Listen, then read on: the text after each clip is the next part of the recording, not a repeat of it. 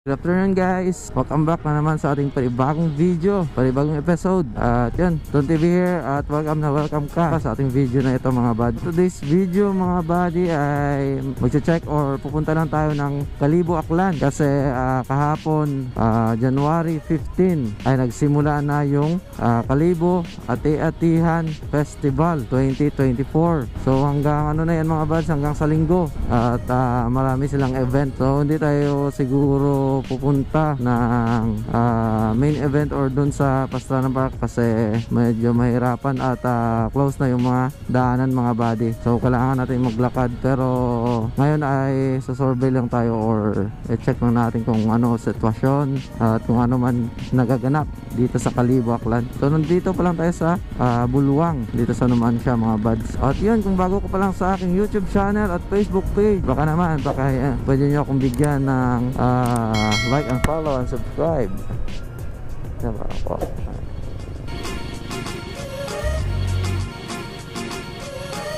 So yan.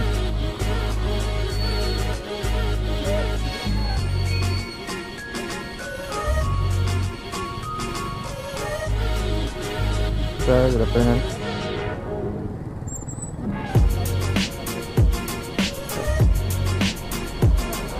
Sa ano sir? Nagasugat sa ano? Asawa ko.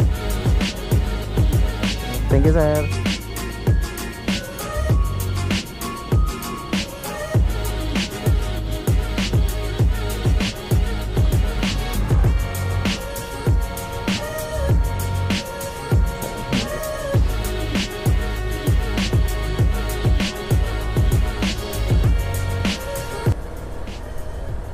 So yun mga buds, meron pang checkpoint for safety purposes yan mga buds. Kasi maraming taong nagpupunta dito sa bayan ng Kalibo. So normal na naman yan mga buds na merong checkpoint.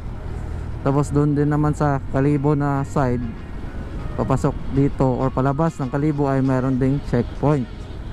So dito papasok at palabas din. So yan, double seguridad mga buds.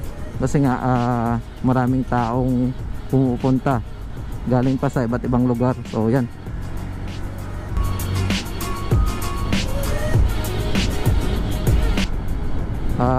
Kahapon nga, yun nga, nag-deploy na sila ng kanilang mga tauhan or yung mga police visibility mga buds ay in-implementa nila kahapon. Kasi isang linggo yung celebration dito sa Kalibo. At ma-inform ko lang kayo mga buds, ang Ati-Atihan ay ang nag-umpisa niyan ay dito sa Aklan or dito sa Kalibo mga buds, the mother of all festival. So ayan, ito yung kaganapan dito mga buds. Sarado na nga yung mga kalsada na papasok dyan sa Pastrana kasi dyan yung main na event or dyan yung ginaganap yung mga event.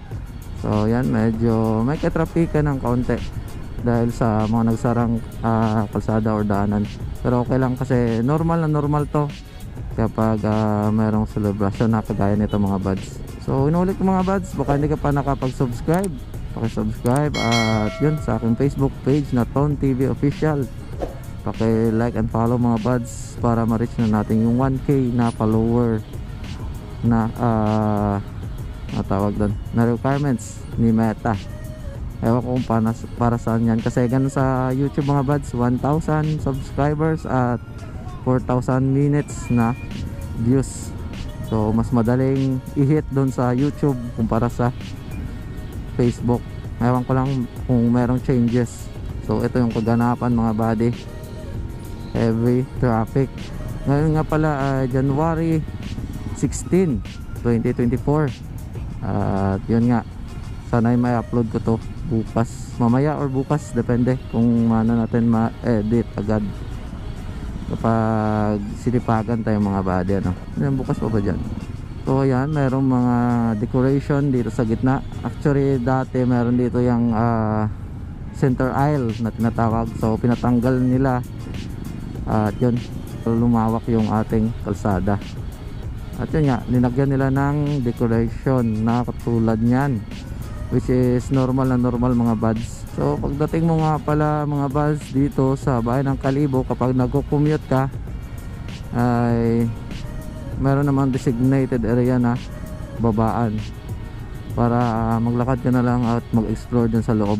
Nga din pala mga buds na Divisoria dito. Ba, grabe yung traffic dito ah.